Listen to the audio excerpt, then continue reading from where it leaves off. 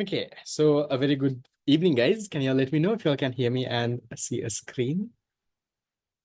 Yes. Right, good. Today, guys, we're starting off with the essay questions of focus area number 5. That is the area under demand.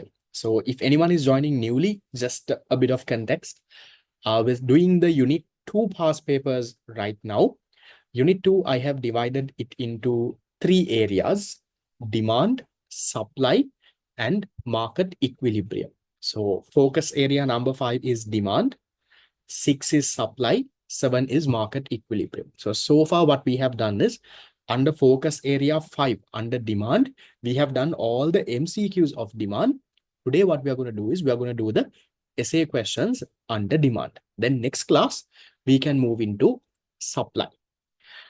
With that being said, as usual, wanted to start off with a bit of a cartoon to give you all some general context of what's happening around. Any guesses what this cartoon is about? So you can see China and US fighting, but there is someone else in the bottom also fighting. What's happening? What's happening in the world right now? So China and US have been fighting for a long time. You've had the trade wars happening. We've seen recently, even in April, we talked about it, how Trump had a lot of tariffs on China, how China retaliated, put a lot of tariffs back on Trump, right, on US. So all of that was happening. And now who started fighting now? Now you have India and Pakistan starting to fight there. So it all started with a bit of a terrorist attack, a group of Pakistani terrorists attacking a few tourists and a few, I think, Indian citizens there in where? In I can't remember the place exactly, near Kashmir. So then now in the last couple of days, there have been the two countries have been, there have been certain airstrikes happening.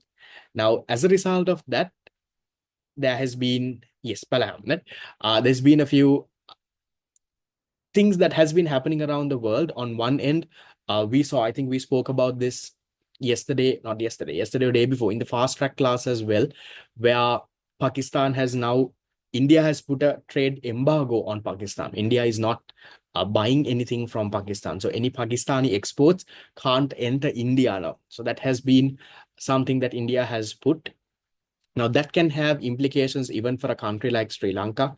Like I told, maybe there could be possibilities where Sri Lanka can try to export those goods. So whatever goods that Pakistan were exporting to India, if now India is not buying it from Pakistan, if they have put a trade embargo with Pakistan, is there a possibility that Sri Lanka can start exporting those goods? But I did a bit of an analysis. Like I said, not all of that we can export. Like there are now even certain goods that Pakistan is exporting, like dates, copper.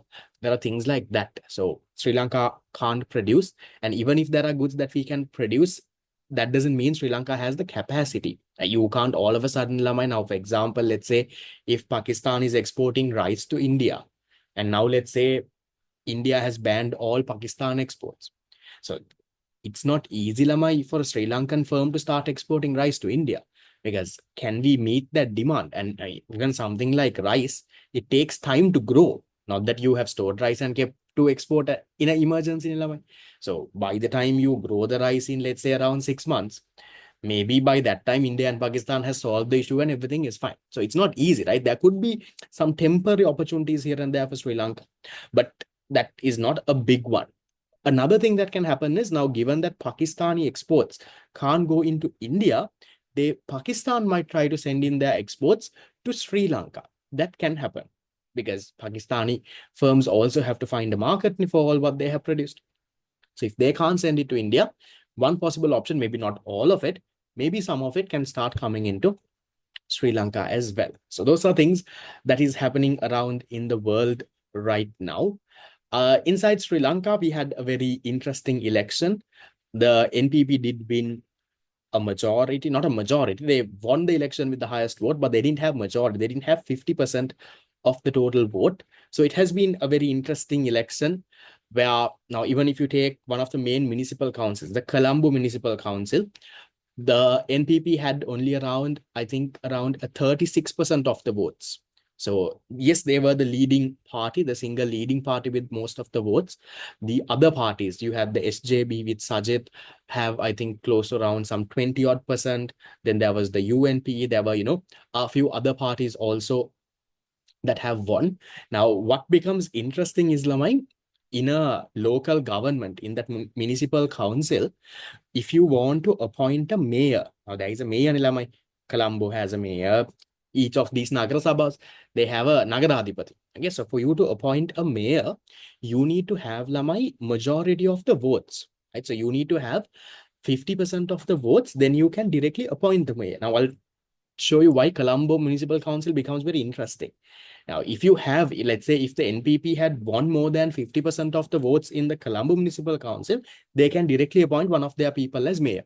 But they don't have 50%. They only have a 36% or something of votes in the Colombo Municipal Council. So what can happen is the other parties can get together. Yes, other parties might be lesser than the NPP, but if they get together and if they can form a majority of 50%, then they can appoint a mayor of their own. So that, I think, that has been something that even Sajid has been talking about, like opposition, the Samagi Jana Balavega. Usually Colombo has always been a UNP SJB council. So even though NPP won it this time, they still don't have majority. So what can happen, most likely that could happen, is the SJB can get together, form a coalition with the UNP. There is the Muslim parties, there is the SLMC. There were a few parties here and there. So they can get in together with those parties, and then they can appoint their mayor of their own. So then the NPP will not have power. Again, something that we have to wait and see.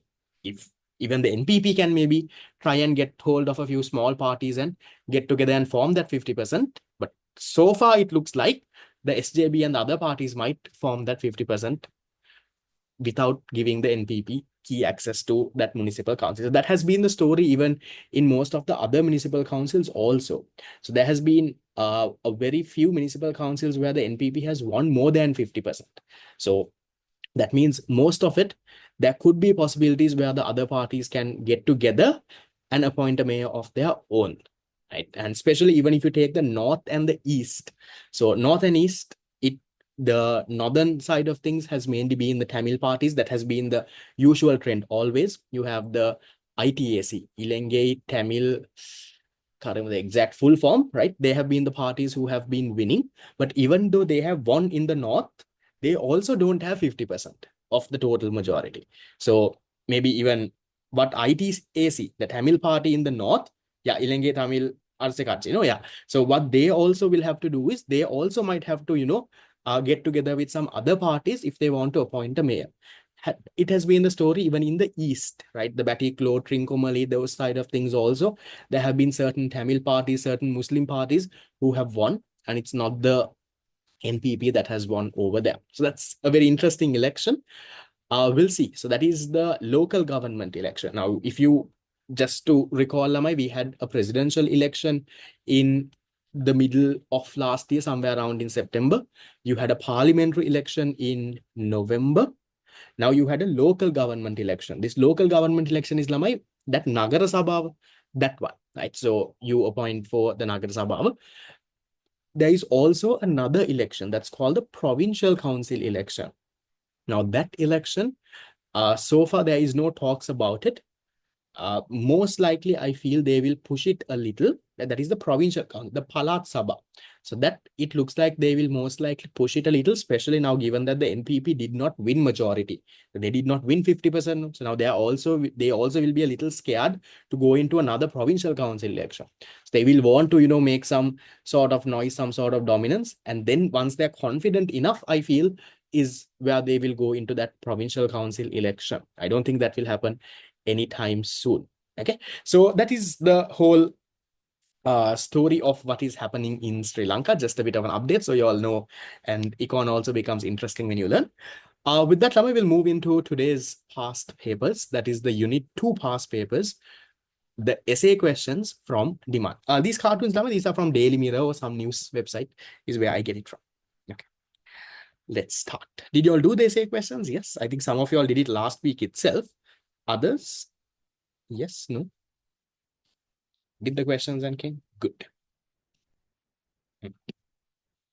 We'll move into this.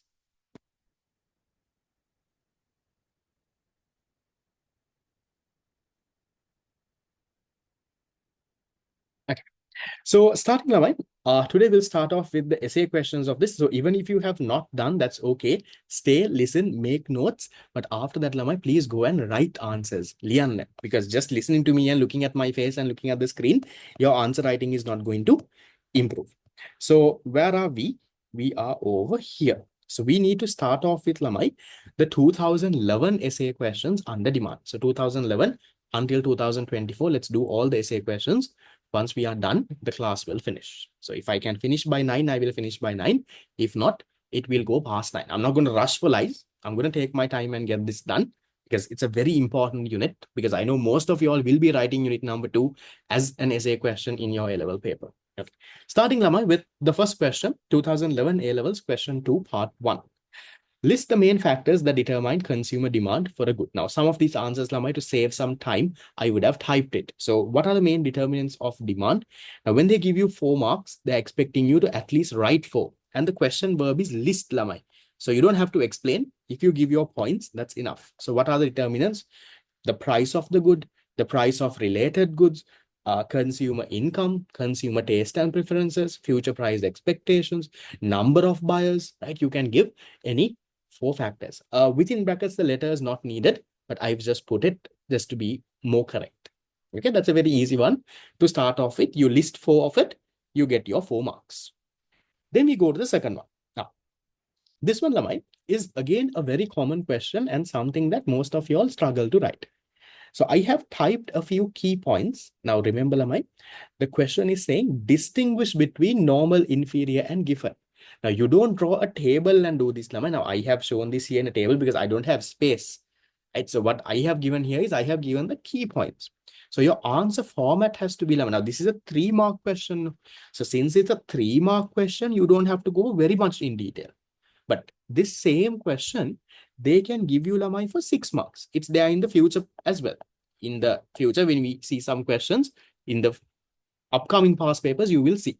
So I will give you a complete answer. For 3 marks, you shorten it a little and write. So what do you need to write, Lamai? Okay. First, you start with a normal good. Now, what is a normal good? A normal good, Lamai. How do you define a normal good? A normal good is a good that has a positive relationship between income and demand. Normal good is a good that has a positive relationship between income and demand. That means, Lamai, if your income increases, demand will increase.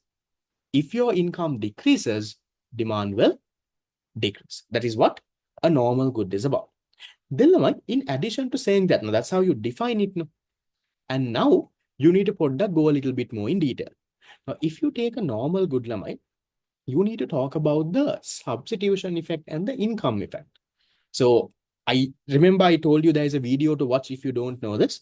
So then what you do is, Lamai, after you define, say that it's a good that has a positive relationship between income and demand. Now you go and talk about, say that the substitution effect for a normal good is negative and the income effect is positive. And what does that mean? That means a normal good complies with the law of demand, meaning there is a negative relationship between price and QD. So all those points, Lamai, you need to put into a nice paragraph. Start with what is a normal good, talk about the substitution effect, income effect, and then say, look here, it complies with the law of demand and it has a negative relationship. Right? 1 paragraph done, 2 marks for that. Now, Lamai, you move to your next paragraph. In your next paragraph, you talk about inferior goods. Now, in the inferior good, what do you write over here? Again, start with defining. What is an inferior good, Lamai? A good that has a negative relationship between income and demand, meaning if your income increases, demand will decrease. If income decreases, demand will increase. Negative relationship between income and demand. And then now you have defined it. Now go and talk about the effects. Now say an inferior good also has a negative substitution effect. But compared to a normal good, this has a negative income effect. It has a negative income effect. But you can also say the negative substitution effect is more powerful than the negative income effect. Negative substitution effect is more powerful than the negative income effect. So given that that happens, Lamai, you can also end your answer by saying inferior good also complies with the law of demand. There's a negative relationship between price and QD. Guys, this income effect, substitution effect, again, I'm not going into detail because I asked you all to watch. How many of you all watched that video? I think last time I sent you all that video. Did you all watch? There's a 1.5 hour video explaining how this substitution effect, income effect. I would have taught that in my revision classes, but for the others, I would have sent you a video. You need to properly know that, Lama, because otherwise this doesn't make sense. Huh? Otherwise, you're like, what is this fellow talking? He's talking some negative income effect, negative substitution. What on earth is that?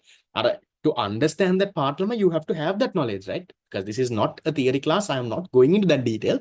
I have sent you the relevant material. Then, Lama, for 2 marks, now you have talked about that. Now you go into a given good. That's your third paragraph. Now here you say, Lamai, a given good is a good. It is also an inferior good. A given good is also an inferior good. That means a given good also has a negative relationship between income and demand. But in addition to that, that's why we say, Lamai, all given goods are inferior goods, because given goods also have a negative relationship between income and demand. So if a good has a negative relationship between income and demand, we call that good the given good. Sorry, an inferior good. Give me a second. So, okay. Right. So if a good has a negative relationship between income and demand, we call that an inferior good. So given goods also have a negative relationship between income and demand. So we say given goods are also inferior. But what is the special characteristic? In addition to having that negative relationship between income and demand, Lamai, a given good has a positive relationship between price and QT, meaning it violates the law of demand, goes against the law of demand. Law of demand is saying negative relationship, but here they're saying there is a positive relationship. So then, you have to say substitution effect is negative, income effect is negative, but the negative income effect is more powerful or more dominant than the negative substitution effect. So as a result, what happens? You have a positive price effect. So you can say that positive price effect, meaning it does not comply with the law of demand. So if you have given those and explained, Lamai, you will get your full marks. It's a very common question that comes in your paper. It might come in your paper as well. They might ask you about all three of this. They might ask you about one of this. Sometimes they can ask you, Lamai, just one of this good. They can ask you, okay, explain how does the substitution effect and income effect work for a normal good? Another normal good that you might have to go and explain. Maybe 4-mark question like that. Maybe for an inferior good. So that's how you need to have. Better to say that this is more dominant, because otherwise your final price effect doesn't make sense. Do you have to give an example? Only Nalamai. You don't have to give a example for this question. In case you're confused, this is a 2025 batch class, Lamai. 2025 batch past paper class. If you all are confused, the one who are doing A levels in this October. Okay. Now, the first one, I think someone missed it. Is these answers, Lama. If you miss it, you can put that, check your past paper book. Okay. Do the questions and come. I am just discussing, Lama. While I am doing, you might not have time to write a complete answer. So you write something and come. When I'm explaining, more points, you jot it down. Done. So this is done. This is done. We then go into part 3. Part 3 is saying the price of personal computers has continued to fall, even in the face of increasing demand. Explain this situation using an appropriate diagram. For 3 marks, Lama, it's early unknown in the previous one, but I gave it for a 6-mark thing. Price effect also talk about, Lama, no problem. Okay. Then, now in this question, what do you think would have happened, Lama? Now, you usually, if the demand for a good increase, now they are saying price of personal computers have started to fall even when there is increasing demand. So if I draw the diagram, Now, these are equilibrium question, Lamai. So let's say this is the demand and supply. So let's say the price of a personal computer is 150,000 rupees. Okay. And this is the quantity. Now they are saying, even when there is an increase in demand, now usually if demand increases, the price has to increase. No, man. If the demand for a good increase, price will go up. Yes, equilibrium price has to go up. But they are saying, even when, right, even when the demand increase, the price of personal computers are coming down. Can you think, why do you think this is happening, Lamai? If you know the theory but don't know how to write a full answer, is probably you would have memorized the theory, not understood it logically. What do you think would have happened here, Lamai? Now, if demand increase, okay, price has to go up. But why do you think the price of computers have come down here? Try to graphically picture this. Think about what could have happened in the supply curve. What do you think would have happened in the supply curve? The supply would have increased by a bigger proportion than demand. No? So yes, demand increased, but what would have happened is, Lamai, the supply would have increased by a greater proportion. You would have had a big increase in the supply. The supply curve would have increased a lot. Give me a second, my pen stopped writing. Hold on.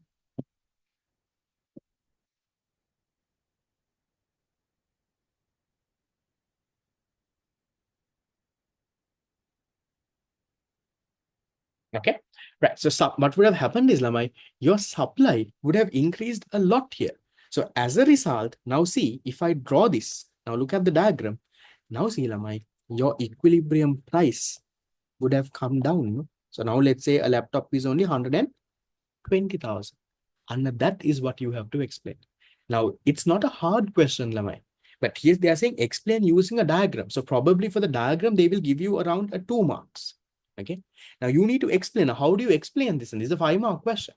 So you have to start. You can start with saying, okay, look here, when the demand for a product increases, the equilibrium price will increase. Right? You can say that. However, in this situation, even though when the demand increased, the price came down because it could have been because of what? Because of the fact that the supply would have increased by a greater proportion than the increase in demand. The supply would have shifted a lot, a big shift in the supply. And that is why, Lamai, the price would have come down. So maybe if you want, you can go a little bit more in detail. Why do you think the supply would have increased? Maybe the technology to develop computers would have increased. Maybe the cost of producing computers would have decreased. Maybe you can give this. So you're being more correct. So you're saying why the supply would have increased? Maybe the technology. Now, practically think, Lamai, this is computers, no? It's a technological product. The more and more the years to come, technology develops. So you can say the technology would have got better. You can say the cost of producing would have come down. Yes, you can say even something like subsidies. Maybe not a very relevant thing, but you can say something like that. And then you put your answer. So that is what you have to do, Lamai. So draw the diagram. Say that, look here, when demand increases, price will increase. But here, even though demand increased, price went down because supply would have increased by a greater proportion. Why could the supply increase? Maybe technology developed, maybe cost of production came down. That is how it happened. This can be shown by the diagram below. Show the diagram and now you can show. So, and the right answers. These are not hard ones. These are not things that I should be dictating answer. There is no one exact answer for this. Write this answer in your words. The more you write, the more fluent you become. I think I can't hold your hand and write. Some people expect me to say that. Some people, I get so many calls these days. My phone number is like a prostitute's number now. I get so many calls these days for what? Individual classes. I don't have the time. And even if I do an individual class, I'll charge a crazy amount so that you can't even afford it and you will not pay. Right? So for those people, I tell my theory class recordings and tutes are there. You can purchase and cover. That's the fastest and cheapest way. I do that. And especially what happens, my parents call, right? Parents call and what they want is, they want me to come and, sir, I will mage puta එක past papers ටිකක් කරන්න පුළුවන්. So what they want me is, they want me to come and sit next to this fellow and hold this fellow's hand and do some past papers. So I tell this, look here, I have a past paper class like this. I do it completely free. Come and join that. Nah, sir, what about can you come and do this? There are people like that. So I can't do that, Lama. I can't come and hold your hand and do that. So you have to write. Okay. You can talk a little bit about subsidies also if you want. Then going into Lama now 2012. 2012 part 1. They're saying explain the law of demand. Why does the law of demand slope downward? Why does the demand curve slope down? Now, it's a 4-mark question. You always remember before you start writing, you have to break this down in your head. So how they would have given you marks, Lamai? For law of demand, they would have given you 2 marks. For the reasons for law of demand, why does the demand slope downwards? They're asking for the reasons, Lamai. Substitution effect, income effect. So you know there are 2 reasons. So for those 2 reasons, they will give you 2 marks. So before you write, Lamai, under that has to be in your head. This is how the marks would have been allocated. Then you write based on that. Now for law of demand, Lamai, go and give a definition. You can say the law of demand states that there is an inverse or a negative relationship between price and quantity demand when all other factors affecting demand are held constant at a given point of time. Give the complete proper one so that you get 2 marks. Now what you do is, why does the demand curve slope downward? You can say the demand curve slopes downward because of this negative relationship. This is because of the substitution effect and the price effect. Now, just stating these two is not enough, Lamai. You have to put the go and explain this. So maybe stating the substitution effect, they'll give you half a mark. Now, give a small 1-line explanation about this. What is the substitution effect? That is, when the price of your good changes, your relative price change. The relative price of your good changes. As a result, your good becomes either more expensive or more cheap. Then what happens? Then consumers switch, and as a result, quantity demand changes. We'll go into that in detail when we come to a question there. But here, just writing that in 1 or 2 lines is enough. Then what's the income effect? Just stating income effect, you'll get half a mark. Now you have to go and explain what is income effect. What is income effect? That is, when the price of your good changes, consumers' real income, or in other words, consumers' purchasing power starts to change. As a result, now the consumer would either end up buying more or buying less. As a result, QD will change. And that is what income effect is about. So, Anna, small answer, not a big paragraph. So, what is law of demand? The 2 reasons. Write the reason, 2-line small explanation. Write the second reason, 2-line small explanation. Enough. You get your full 4 marks. Okay. Demand supply stock concept. Yeah. When all the factors can be say non-price determining concept. Yes, that's also fine. No problem. Done. Then we go into the next one. Now coming into my 2030. Now this question, I'm not very sure if this was there in that PDF that I put. Did I discuss this in unit number 1? I realized I would have not discussed in unit number 1. So I just put it here because otherwise it will not get covered anywhere. Now this is actually something from unit number 1. Okay, but I'll just explain that since this was there in question number 2. And I don't think we did in unit number 1. The question is saying, Lamai, describe the signaling and the rationing functions of price. So what is the signaling function? Signaling function is the informative function, Lamai. So when you can talk about this now, I have given an answer. You can say the price provides signals. It provides important information for both the consumer and the producer. Now, for example, if the price of a good is increasing, that gives a signal that there might be a shortage. That's why the price is going up. So it gives a signal to the producer if you can go and supply. If the price of a good is going down a lot, that means there is so much of that good. There is a surplus.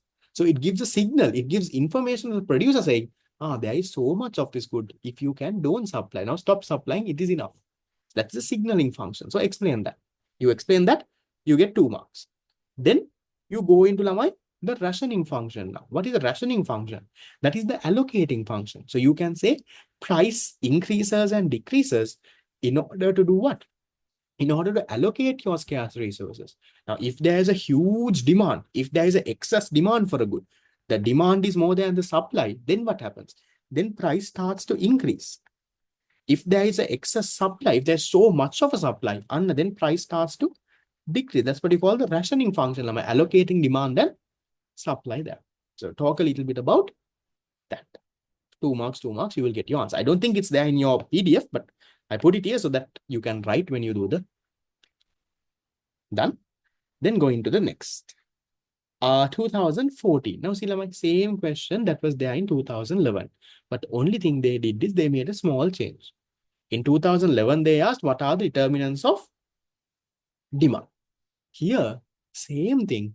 They used the example of mobile phones. They said, what are the factors that determine the market demand for mobile phones? What are the factors?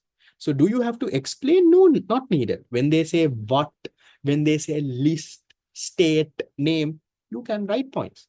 If you really feel bad, go and give a small explanation. That's okay, but own it. So what are the factors, Lamai? Now see, look at how I have given the answer here. I am tailoring my answer to match mobile phones. So I don't say price of the good. I am saying price of mobile phones because they are saying mobile phones. Yeah, price of mobile phones. Then I am not saying price of complements. I am saying price of complements like what are the complementary goods? With phones, what do you buy? Data packages, SIM cards, back covers, tempered glasses. You can say that price of complementary goods. Then you can say, Lamai, future price expected. Yes, charges. Yes, future price expected. Price of substitutes. So instead of a phone, Lamai, what are the substitutes? Maybe laptops, maybe tabs. You can say that. Maybe, I don't know, maybe land phones could be a substitute. Okay. Right? Computers, fine. Then number of buyers, consumer taste and preferences for different brands. Now, sometimes if you take mobile phone, no matter sometimes how good the phone is, it's the brand name that matters. Now, if you take something like an iPhone, it's not the price, so it's not the price of the substitute, or it's not anything else. People buy an iPhone because of that brand name. So consumer taste and preferences. And you can find that. So yeah, within brackets, even if you have said that's okay. So as much as possible, what I'm trying to do here is Lamai, those determinants that we know, I'm trying to connect it to a mobile phone. So when they give you a specific good, try to do that. Instead of just generally saying income, price of substitute, price of complement, or connect that to mobile phones. So what are the substitutes of mobile phones? What are the complementary goods? So if you can do that, that's a better answer. So here they talk about 5 factors. Yes, you can talk about taxes also, but not a very important one. First talk of the main ones. Then going to the next one. Okay, 2015. 2015 is saying, describe how income and substitution effect, not taste and fashion, you can say consumer taste and preferences instead of saying fashion. Yeah, color, sizes, brand names, all of that is there. Then describe how income and substitution effect affects the law of demand. So here I have just typed an answer. So how does it work, Lamai? You need to have a proper answer for something like this. Here, see how I'm giving the answer. I'm starting with, next slide, I have income effect. So first we'll talk about substitution effect. So 2 marks for substitution effect, 2 marks for income. That's how they will give the marks. So I'll show you how this works. Okay. So here I'm saying, Lamai, look at how I'm defining this. I'm saying when other factors remain constant, including the price of substitutes, a change in the price of the concerned good. When the price of your concerned good, that is your good, when the price of it changes, what happens? The price of the concerned good changes, a change in the quantity demanded of the concerned good due to an increase or decrease of the relative price is known as substitution effect. What is substitution effect? When the price of your good changes, your goods relative price change, meaning your good becomes either cheap or expensive. Now, I'll give you, now I've given an example of Anchor and Maliban. I'll give you another example. So let's say, Lama, will take my class fees. So price, my class fees, 5,000 rupees. Quantity demanded, let's say fast track, there are 300 people. Okay. Then this is the price of the substitute. Let's say another class teacher will be Mr. K. Okay. So he is also charging 5,000. Now, let's say, Lamai, if I reduce my class fees, okay, if I reduce my class fees to 3,000, while all other factors are constant. So let's say Mr. K's class fees is also still 5,000. He has not changed. If I reduce my class fees, what happens, Lamai? What happens to my relative price now? I am relatively more cheaper or more expensive compared to the substitute, compared to Mr. K's class. My class is now relatively more cheaper. My relative price has decreased, Lamai. As a result, what happens now? Students who are going to Mr. K's class They will see, Arshad sir is charging only 3,000. They will start coming here, no? So as a result, Anna, let's say my quantity demand increases. Anna, that is what you call now my substitution effect. Some of you all go and write substitution effect. Price of the substitute is changing. No, no. Now, did Mr. K, that is another econ teacher, my substitute, is his price changing? He is still charging 5,000. What happened? I went and decreased my class fees. As a result, my relative price changed. My class became relatively cheaper. Therefore, what happened? People who are going to that sir's class, Mr. K's class, also came to me. So that's what happened there. That's why when the price decreased, my QD increased. Now, same thing, the opposite level. What if I go and, okay, what if I go and increase my class fees to 7,000 a month? Mr. K has not changed. He is now 5,000. He is still charging 5,000. If I increase my class fees, now my good becomes what? Relatively more. My good is relatively more expensive. My relative price has increased now compared to the other class. I am expensive. Then what will students do? Students who are coming to my class, they will now start going to Mr. K. They will substitute. They will go to that person's class now. As a result, what happens, my quantity demanded comes down. No? That is what you call my substitution effect. So be very clear, Lama. You need to say, look here, in the substitution effect, the price of the substitute is not changed. No, you don't have to draw a schedule like this, Lama. I'm just drawing this for you to explain the story to you. Okay. So you have to have that. So then now you have to give this. Now, this is the definition, Lama. It pass now you have to go and talk about the increase and the decrease. Otherwise, your answer is not complete. Now, you're giving the first part. Okay. Now, what happens when the price increase? Here, see, when the price of the concerned good increases, what happens? The good becomes relatively expensive. So, if I increase my class fees to 7,000, my class is relatively expensive. So, what will my students do? The students will switch, consumers will switch to the cheaper substitute. As a result, quantity demand will decrease. So, when my price increase, I am more expensive. So you all will go to the cheaper, sir. As a result, my QD comes down under substitution effect when price increase. Then the other side, what happens when the price decrease? If I decrease my class fees to 3,000 a month, what happens then? If the price of the concerned good decreases, the good becomes relatively cheaper now. As a result, consumers will switch from the substitute. People who are going to Mr. K's class, they will now start coming to mine. They will switch from the substitute to me. So here, thus consumers switch from the substitute to the cheaper concerned good. As a result, what happens? There's an increase in quantity demand. So under that is a complete answer explaining another substitution effect. You give a small intro, then talk about what happens if price increase, what happens if price decrease. Now you have a complete answer for substitution effect. Lamai, this type of answers, lamai, once or twice, liwata passe, you can taggala right. Then, now we'll go for income effect. What is this? Income effect is where, lamai, when the price of the good changes. No, examples only now. When the price of the good changes, what happens? Okay. How to know whether we should use price of concern good or price substitute? That's not a question you should ask me, right? Law of demand, lamai. Law of demand, it's the price of your good that is changing. All the other factors affecting demand are constant. So price of substitute, price of complement, consumer income, everything is constant. Law of demand, we are explaining law of demand. Law of demand is where price of your good is changing, while everything else is held constant. So it's price of your good, not the price of substitute. So then coming into the income effect. What is this income effect? Income effect again. What is this income effect story? That is when the price of your good changes. Now remember, now some of y'all go and say income effect, income is changing. Wrong. So I'll take an example with price, quantity demand, and let's say this is your income. When you say income, we are talking about nominal income or money income. Okay. Let's say we'll take a different one. Let's say bread. Okay. Price of bread is 100 rupees. Y'all are earning 1,000 rupees is your father's salary.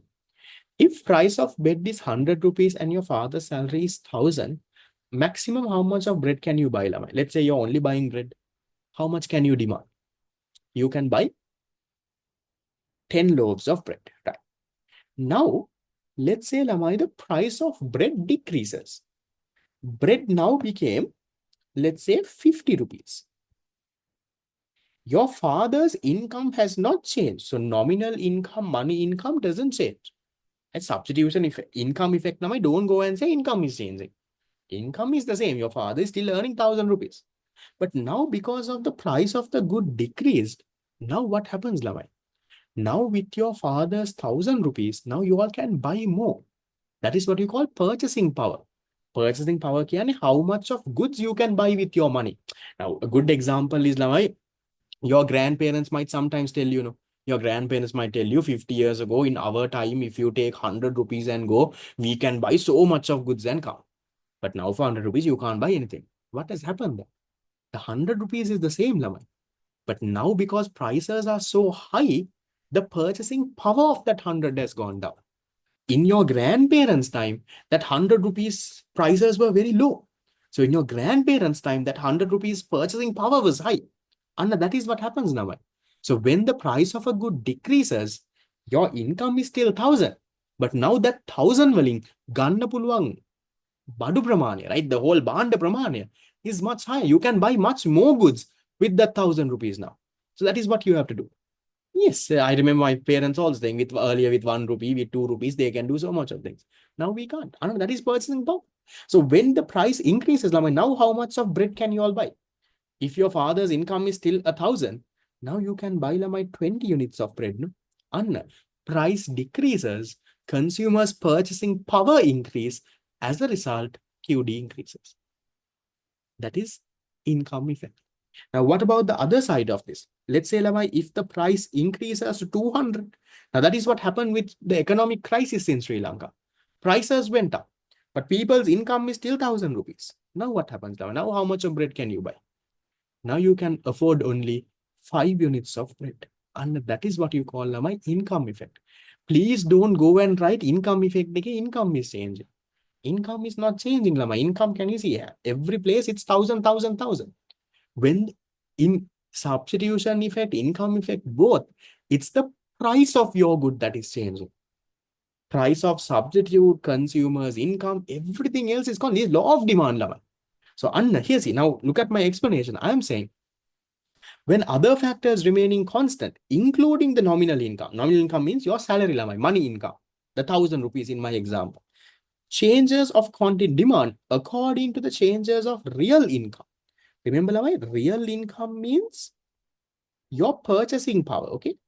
Real income කියන්නේ your purchasing power. Purchasing power. Nominal income means, what is nominal income? That is your money income. That is that 1,000 rupees. The 1,000 rupees in my example. Or simple term, this is your salary. So this is constant, Lama. This doesn't change. When the price of a good changes, your real income changes. Your purchasing power changes. Some of you all confused. Some of you all confused between nominal income and real income. Nominal income can your salary. That is what under determinants of demand we have consumer income. That is your nominal income. That is not changing. Here, all the places it is 1,000. But when the price of a good changes, now that 1,000 rupees, with that 1,000 rupees, if it decreases, now you can buy more goods. Your real income has increased. Your purchasing power has increased. And that is what you have to highlight, Lama. So you have to say here, when the price of a concerned good increases, what happens? Consumers' real income or purchasing power will decrease. If the bread became 200 rupees, now with that 1,000 rupees, you can't buy much. Your purchasing power has gone down. As a result, quantity demand will decrease. Price will increase. Real income comes down. Therefore, QD comes down. Then same thing opposite. When the price of a good decreases, your real income or your purchasing power will increase. As a result, consumer can buy more. And now that is a complete answer that you can buy a network, go and write now.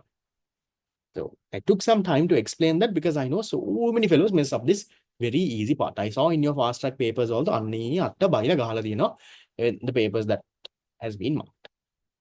Okay. Done. Okay. Then going into 2016. So 2016, I guess the whole one, if you want me to turn the screen around, this is the whole answer. You can take one without my face if you want. Take a screenshot.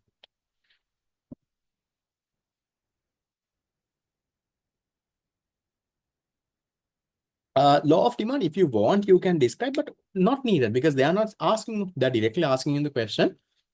Explain how the income effect and substitution effect explains the law of demand. Maybe if you want at the start of your answer, you can say what is law of demand. That's okay. It will make your answer nicer, but not that you're going to get marks for it.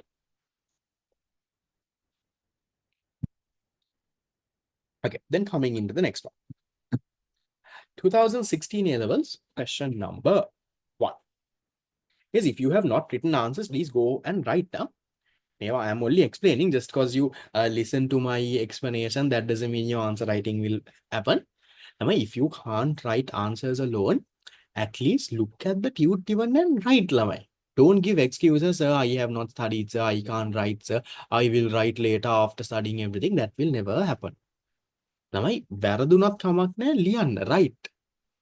When you write, when you put pen on paper, then your flow improves. You have to realize that. Now, fast track people are all seeing that difference with all the work that you're doing every day. You're writing some paper, you're writing some this thing, you're doing some past papers, you're doing this. Now, without any fear, maybe you were very bad, but without any fear, now you can go and write. And maybe it is wrong. Maybe what you're writing is nonsense. But at least our flow now you can go and write. You can put it there. So that will only come if you write. I'm telling you all this so many times, you have to do that now, and not just for econ, for other subjects also, especially even for business studies. Now, business studies is a very practical paper, no? So what you study in theory might not directly be there. So in business studies, be a part of some revision class of some teacher and write. As much as possible, write. Now, especially something like business studies, just don't study theory and wait, because paper is a more practical one now. Otherwise, you all will never improve, and you only have around 5 to 6 months to go now. If you're not writing now, you don't have time. Now, 1 week before the exam, you can't write. So 1 week or let's say 2 weeks before the exam, you will now read what you wrote. Now, 1 week before the exam, I won't tell students go and write past papers. 1 week before the exam, I'll tell you, now go and read the question and read the answer. Now, some of you all are doing that now. You all are reading the question and reading the answer now. Past paper the balana, answer balana. You do that now, and you are expecting to write later. You don't have the time. Writing has to happen now. Sit and write. And also, all the answers that you write, nicely file it and come. Now, I think this past paper class, yes, I hope you all are still having that file and nicely writing and coming. Past paper class people. You have that whole file. You can print this tute, all your answers, nicely file it and come. Why am I telling you that is? When you go 1 or 2 weeks before the exam, when you see that huge file, with all the answers you have written, that gives you a lot of confidence, because at that point, you're going to be stressed. You're going to be like, Ayo, I can't remember anything that I studied. Ayo, what do I do? What do I do? But then when you see, look at this file, you see a 30 size file with around 200, 300 pages, all the past papers written, that will give you the confidence, and that will motivate you to do better. So don't write answers and throw your paper and put it, nicely file it and come from now onwards. Has to happen. Okay. This next 5 to 6 months is more than enough. Do as hard as possible. Yeah, even if you don't get a printout, that's okay.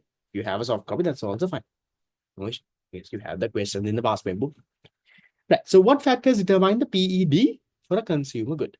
So here they are asking just what are the factors? So you can just simply type the factors. What are the factors? Availability of substitutes and the closeness. You don't even have to go into detail. If it's close substitutes, non-elastic, distant inelastic, they're just asking what are the factors. If they say outline, then you might have to. Okay. Then whether the good is a essential or a luxury good. Then now don't just say nature of good, then that is not 100% clear. So maybe if you're writing something like nature of good, write it fully. Say nature of good, whether if it is a essential or luxury. Then percentage of income spent, time taken to change, time taken from the change in price. When the price changes, how long do you take to adjust? And then You can also say, talk about the alternative uses. You can also talk about the definition. Now, I've just given a small point here, how the good is defined. Okay. Definition of the good. Now, if you take something like something that is broadly defined, that will be inelastic. Now, if you take, for example, vegetables is a very broad definition. Right? That's a very broad definition. So if the prices of vegetables increase, you still have to buy some vegetable. Demand won't change much, inelastic. But let's say carrot is narrow defines one of the vegetable. So if the price of carrot change, Anna, you will buy wataka, or you will buy, let's say, brinjal. So then demand is elastic. So how the good is defined also can determine elasticity. So product, any factor there, mentioning 4 of this is more than enough. Info more paper class. My fast track program, I sent a message today also. I don't think I will send the message again. There is, if I'm not mistaken, there is another 5 to 10 slots left. That is it. So the first class of the fast track for month 2. Month 2, I'm doing unit 4 to 6. First class is starting on Sunday.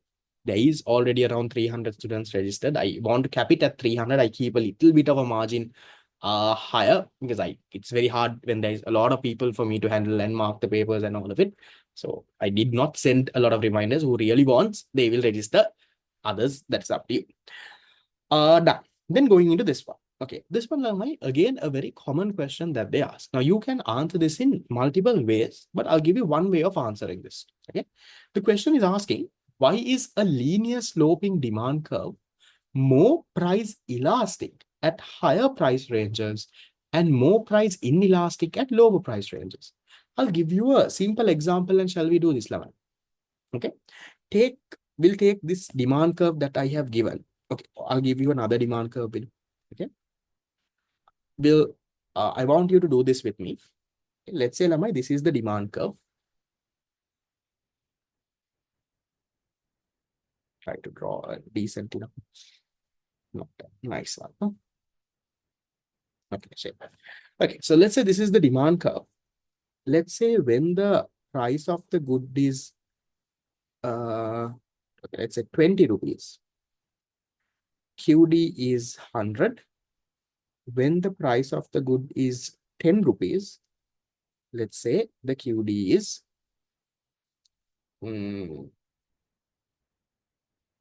500. Okay. Now I'm asking you, calculate PED at these 2 points, point A and PED at point B. So I'll put this information into a table. So if you put this into a table, price QD, when the price is 20, QD is 100. When the price is 10, QD is 500. That's the information I have. So let's calculate PED. Yeah, I'll first calculate at point A. So PED is equal to, this is the equation, change in QD over change in P into price over QD. Guys, month 2 fast track books, I don't think anything would have come today. From tomorrow onwards, you always start getting it. There has been a small delay with the courier. They have not, I couriered it 2 days ago, but they have not dispatched it yet. Tonight, they will be dispatching it. So from tomorrow onwards, you will start getting it. But there is a small issue with the fact that Monday and Tuesday are poor days because even in the weekend, they don't deliver a lot. Some of you all might get it on the weekend. Monday, Tuesday, I doubt because of this thing, but don't worry. First day will, even with the PDF, will start working. Not an issue. Okay. If you register today, I don't know, your tutes probably will be next week only. For the people who registered before that, you should get it. Okay. Right. Okay, back to my point, Laman. So change in QD over change in P into price over QD. Okay, so now let's take change in QD, 100 going into 500. That is plus 400. Change in price, 20 going to 10, that is a minus 10, multiplied by, I'm calculating PD at point A. So at point A, my price is 20, my quantity demand is 100. Can you all simplify this and Lamai give me an answer, please? How much do I get?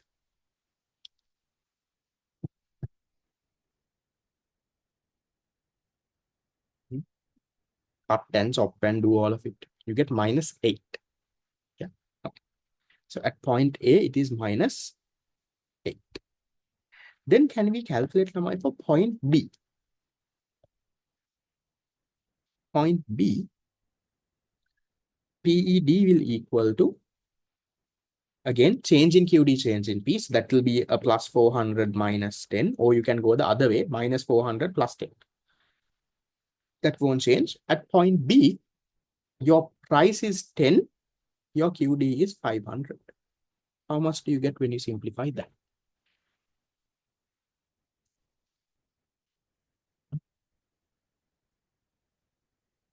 0.8 minus 0.8. Lamai, why did this answer change? Now that is what they're asking. So at point A, your PED was 8, greater than 1, meaning it is elastic. At point B, your answer is 0.8. Ignore the negative value when interpreting. It is inelastic.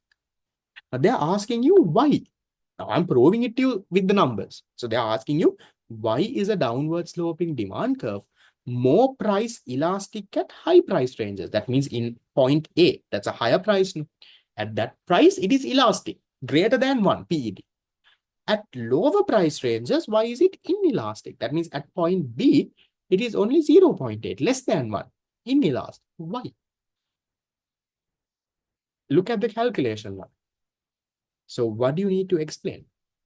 You need to say, look here, right? This is how you explain this. You say, this is how PED is calculated. Right? The change in quantity demand over change in price, you can write the equation and show.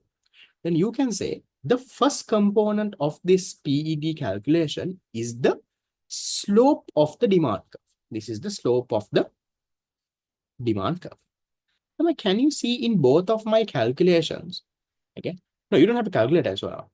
In point A and point B, has this slope changed? The first part of the demand equation, PED equation, has that changed? Point A, point B. Look at the numbers, Lama. Here also 400 divided by 10. Here also 400 divided by 10.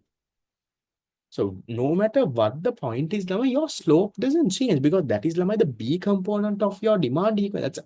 It's a linear demand curve, Lama. Linear demand curve can a constant slope.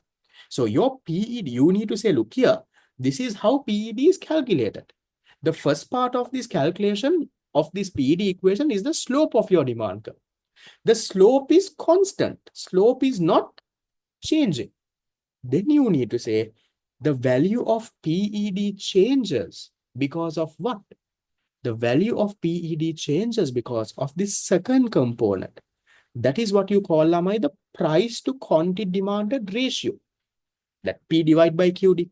Now, because that is changing, Lamai, your final answer PED is changing. And you have to say that. You have to say, look here, that is because the value of PED is changing because the price to quantity demand ratio is changing. And now see, Lamai, at point A, yeah, the numerator is a higher number, denominator is a lower number. Price is high, QD is low. So as a result, what happens? Your final answer takes a bigger number, elastic. But at point B, your price is a lower number, your QD is a higher number. Yeah. And therefore, the numerator is low, denominator is high. That is why your PED takes a smaller number, inelastic value. And that is what you have to explain, Laman. This is how PED is calculated. Slope is constant. Value of PED is changing because this price to quantity demand ratio is changing. So at higher prices, price is high, QD is low. Therefore, PED takes a higher number, elastic. At lower price ranges, price is low, QD is high. Therefore, PED takes a smaller number, inelastic. No, you don't have to talk about numerator. Yes, in the fast track, it was opposite. Opposite in the sense, I asked you whether you agree or not. I gave the statement the other way, and the answer was no, I do not agree. Okay, so that's your answer for that level. There is another way of explaining this as well. You can say at higher price ranges, consumers feel the price change, therefore it is elastic. When the price is low, they don't feel it in line. එහෙම කරන්නත් පුළුවන්. But I feel this is a better approach for you to take. In the income allocation one is also okay, but better to show it this way. Will I upload this recording? So far, I have not planned to. I want you to stay and get this done. If I find some free time, I will upload, but me finding free time is very, very hard. I already have around 200 messages to reply. When I find some free time, I reply to all my messages. If I find some free time, I will upload, but no guarantee that I will upload. Done for free, come and learn for free. Register today. When will you get your fast track books? Next week, I think. So Saturday, Sunday, Monday, Tuesday, my tutes won't go. Saturday, Sunday is weekend, Monday, Tuesday is poor. So the next set of courier will go on Wednesday. So if I courier it on Wednesday, you will then get maybe on Thursday, maybe on Friday. Somewhere there is where you will get. Okay. Done. Then we go to the next one. Okay. This is an easy one. They are asking, given the income elasticities of demand of the following goods, how can you classify the goods as luxury, necessity, and inferior? How do you classify? All right. How is the broad classification, Lamai? Based on YED? Quickly tell me. If your YED is positive, the two goods are, sorry, two goods, anyway, the good is a normal good. Positive, not normal. If your YED is negative, if you get a minus number, then it is inferior. No, you don't have to give the tracking number, Lamai. They will call you and ask you if you're at home, and they will come and tell you. And then if it is positive and if it is greater than 1, then it's called luxury good. Between P. Not that the ratio between P and E is downward sloping, that is because the law of demand is downward sloping. Okay, this is luxury. If it's less than 1, then it is a necessity, or you can call that an essential good. Okay, that is the classification level. Now see how easy this question is. It's like a free mark. They are just giving you 4 types of goods and giving you the YEDs and asking you to classify. Okay, quickly. Bottled water 1.3 is positive, greater than 1. What is it? Luxury, necessity, inferior. That's a luxury. If you can't do this, you have not learned the unit at all. Cowpea minus 0.8.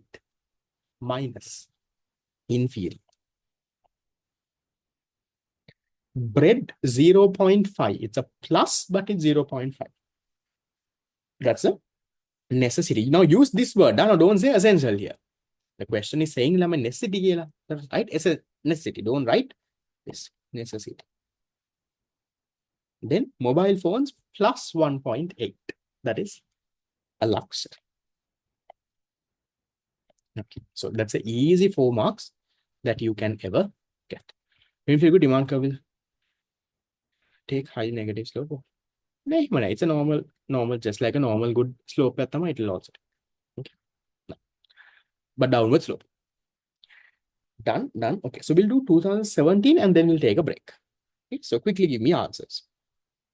State factors other than its own price, which may influence demand for a commodity. Now, Lama, in this answer, if I write price of the good or price of the concerned good, is that correct? If I write price of the concerned good, question is saying, Lama, state factors other than its own price. So non-price determinants, that is what you have to write. So non-price determinants, right, Lama, what? Price of related goods, substitutes and complements, consumer income, consumer taste and preferences, number of consumers, future price expectations, and that you all know. So, write 3. Now, sometimes they might also give you half a mark. So now you're not sure I make a half a mark, the 1 mark, then so I will recommend write 6 points. So in case they give you, most likely be 1 mark tamai. But who knows? Why do you want to take the risk? So if they are giving half, there is nothing called quarter mark. In econ lamai, half a mark tamai lowest. So you can't say, so what if it's quarter mark? Then should I write 12? Nah, quarter mark, nah. Right, so then 9. Quarter mark, nah, wait. Nah, quarter mark, then 12. You get minimum is half a mark. So if they give you half a mark for 3 marks, then you have to write 6 points. But most likely will be 1 mark. But we don't know, right? So just because you write more, they won't cut marks. So I will recommend write 6 determinants. Whether it's 1 mark or half a mark, you will still get the full mark. Done. Okay, then this. Okay, a very easy one. Distinguish between a change in demand and a change in quantity demanded. So what's the difference, Lavai? What is a change in demand? A change in demand is where, right, when the price of the good is constant and the other determinants, other factors affecting demand are changing. Movement along the way, change in demand is where when the other factors are changing. Price is constant. What happens? Your demand can either increase, this is called increase in demand, or it can shift to the left, that is called a decrease in demand. So you need to say that. It's a very easy question. Now you say, look here, a change in demand is where when the price of the good is constant and other factors affecting demand tend to change. As a result, the demand curve can shift. It can shift to the right, then that's an increase in demand, or it can shift to the left, then that is a decrease in demand. Don't give this in table for the 100th time, write in a paragraph. Then you have to have a diagram. Huh? Then you can talk about this. Yeah, you can talk about quantity demand first and then this, that's also fine. So then give the diagram. You have to give a diagram. Now, what is the change in quantity demand? A change in quantity demand. Now, here, this is a shift. You have to use those words. Change in quantity demand is where when the price of the good changes, when the price of the good, either it will increase or it will decrease. So that is called a contraction in demand, or you can say in quantity demand. This is called an expansion in quantity. That's a change in quantity demand. That is when the price of the good is changing. Other factors affecting demand, other factors are constant. It's a movement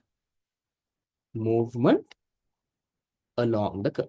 So you need to have the diagram and you need to explain that line. Okay, so for 2 marks, you will get for explaining this.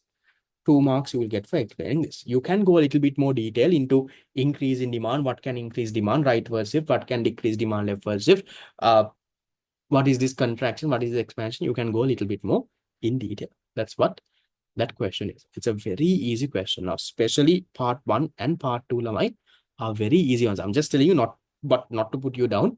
If you are struggling with questions like that, you have to work harder. My 2026 batch students will write that question much better if you are struggling. Okay. Remember,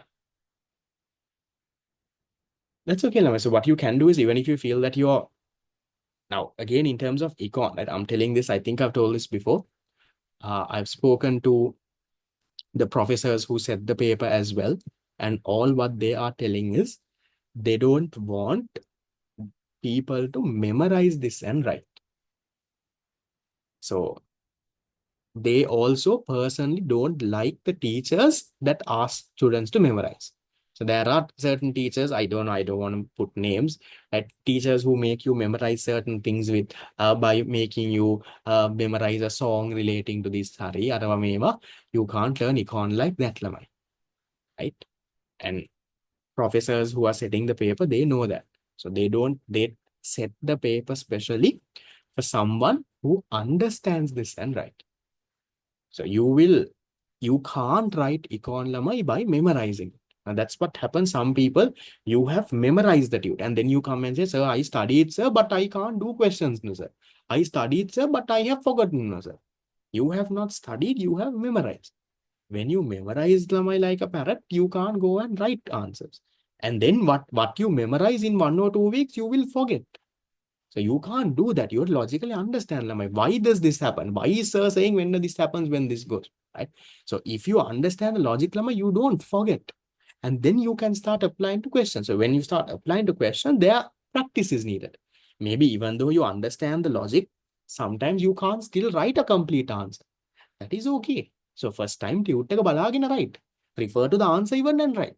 Listen to my explanation and go and write. That's okay. Then the more and more you write, your flow will start to improve and you start getting better. You have to start at one point. Patanga natu, you can't get that done. Okay? Right.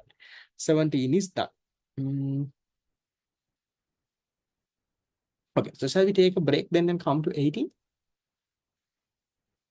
Yes, I'm not putting any names, but yeah. It's 8:28. Shall we take a break until 8:35? I will finish all these essay questions only and finish the class now. If you want to leave, you can leave. That is your choice to make.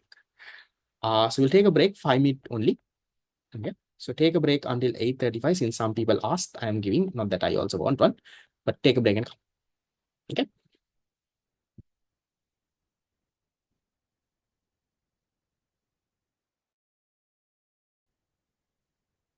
Okay. So we'll start Lamai after the break. We have 2018 to 2024 to go. Some questions will be repeated. So those type of questions we can go much faster. The others we'll discuss. Okay. So starting with question number one. Okay. So question number one is talking about distinguish between individual demand and the market demand curve. Now, what is individual demand, Lamai? Individual demand is one person's demand for a particular good. So you can say individual demand is the demand by one consumer for a particular good. So for example, consumer A's demand for mobile phones. That is what individual demand is. So you say that, okay, this is one consumer's demand for one particular good. But what is market demand? My market demand is the demand by all the consumers, for one good, right? That is market demand. So it's a 2-mark question. So you don't have to talk too much about it. Yeah, you don't have to go into the determinist number of consumers part, also not needed.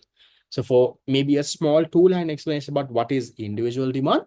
So that is the amount that one consumer is willing to buy at different prices for a good. What is market demand, Lamai? Market demand is the demand of all the consumers of this. Yeah. Market demand is a summation of individual demand. Correct. You can say that as well. Number of buyers do not affect individual demand. It's okay, but that is not the main point that you have to write. You just have to define these two. Determinants pattern and only now you don't have to go there. Okay. Done. Then question 2. Okay. Question 2 is saying a given good is an inferior good. If you want, you can draw the demand curve. There is another past paper question that we have to draw. I'll come to that. Market demand for all consumers for all the goods. No. Market demand is demand for all the consumers for one good. Aggregate demand is demand for all the consumers for all the goods. And that's why we say individual demand and market demand are microeconomic concepts. You focus on one good. Okay. Macroecon, that is where you have aggregate demand. Aggregate demand is all the consumers' demand for all the goods. That is macroeconomics, aggregate. So you have individual demand, market demand, and aggregate demand. Aggregate demand, unit number 6. Here by year, the question gets bigger. But then it gets bigger, it's the same thing, no? So here they're asking, a given good is an inferior good, but an inferior good is not necessarily a given good. This is that story, Lamai. All inferior goods are, all given goods are inferior, all inferior not given. What is the logic behind this? Remember in that 3-mark question before I explained that normal inferior given, that substitution effect, income and under, that story is what you have to explain. So look at what I'm writing, Lamai. I'm saying for a good to be an inferior good, what is the characteristic? You need to have a negative relationship between income and demand. Or in other words, you have to have a negative income effect. Then here we say, a given good also has a negative relationship between income and demand. In other words, it has a negative income effect. Therefore, all the given goods are inferior. All given goods are inferior. Why are all given goods inferior? Because to be an inferior good, what is the characteristic? You need to have a negative relationship between income and demand. So given goods also have a negative relationship between income and demand. Or in other words, they have a negative income effect. Therefore, all given goods are inferior. And you say that. Negative price effect won't narrow here. Okay. Now, going into the other side of it. Now you can say, for a good to be a given good, in addition to having that negative relationship between income and demand, there has to be a what? There has to be a positive relationship between price and QD. In other words, there needs to be a positive price effect. So certain inferior goods, so like some of the inferior goods might have this, but not everything. However, there are certain goods where the negative, say some of the inferior goods, that means that has a negative income effect. And if that negative income effect is stronger than the negative substitution effect, then yes, that inferior good also becomes a given. But not always, not all inferior becomes given. So there are inferior goods where the negative substitution effect is more stronger than the negative income effect. So then it doesn't become a given. And that is what you have to expect. Now, this whole story is like this. I think I gave you all this before as well. Now, if you're going to, let's say, a mixed school, in your grade 13 class, okay, in your grade 13 class, there are boys and there are girls. Okay. So you can say, right? You can say all the girls belong to the grade 13 class. All the girls are from the grade 13 class. That is like saying all Giffen goods are inferior goods. All the girls belong to grade 13. All the Giffen goods are inferior goods. But you can't say the other way. You can't say all the people in the grade 13 class are girls. You can't say that. You can't say all the people in the grade 13 class are girls because there are boys also. Same way, you can't say all inferior goods are Giffen goods. So inferior, some of it only become Giffen level. So you can say all Giffen are inferior, eka you can say, but all inferior are Giffen, you can't say. That is that story. So you have to prove that with that income effect, substitution effect, that story. If you know that, Lamai, once you write a couple of answers, you get the hang of that. We have written this in the fast track. We have done past papers also before. I hope you have an idea. Done. Then I go to the next. What is meant by price elasticity of demand? Just a 2-mark question. If an inferior good has less service, then it is given. No, there's nothing like that. What is meant by price elasticity of demand? So what is price elasticity of demand? Price elasticity of demand measures the responsiveness of quantity demanded to a percentage change in price. So how responsive is QD to a change in price? If price changes, will QD change a little or will it change a lot? How responsive is it? That is what PED is about. So you can give a small definition, write a small equation if you want. You can give the overall equation. You can say percentage change in quantity demanded over the percentage change in price. That is enough now. This is only a 2-mark question. Don't have to go in detail. Very easy one. Done. Then we go to 2019. 2019 part A, we have done. What are the factors that influence the market demand for a normal good? Price of substitutes, price of complementary goods. You can write all of that. That you can, first part of it, you can do. Price of complements, substitutes, consumer income, future price expectations. Now, if you can't do that, then that is a problem. Then after that, part B is saying, explain why a reduction in the price of a normal good does not increase the demand for the good. Why is that, Lamai? Why, when the price comes down, why is the demand not increasing? What's the thing that they are testing your Lamai?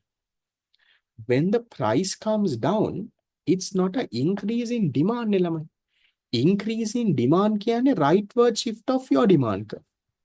When the price comes down, it is the quantity demanded that increases. And that is what they are testing. Nothing hard.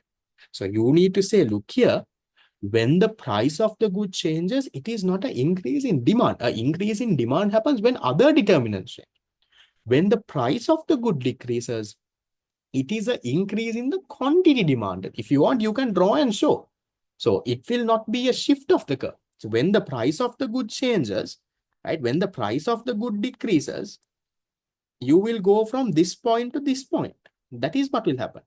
That is called, Lamai, an increase in quantity demand, or we can call it an expansion in quantity demand. Not an increase in demand. Increase in demand, that's a rightward shift of the curve.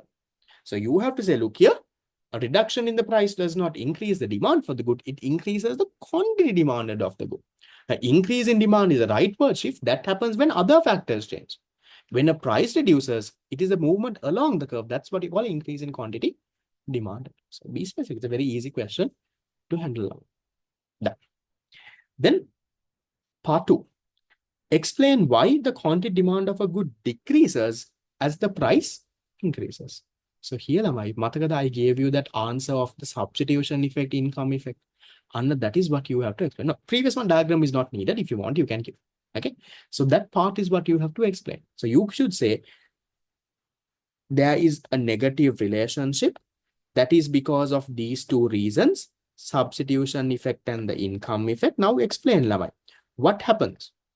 Right. So why does the QD decrease when the price increases?